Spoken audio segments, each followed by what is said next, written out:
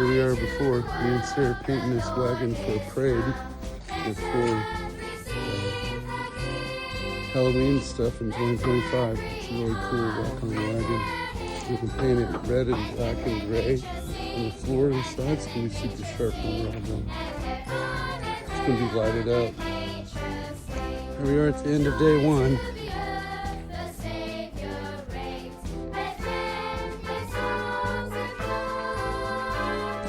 We got the inside painted here. We've got some black to do and some more red that we'll need to do. All done painting the trailer. Got it all done. Looks nice. Got a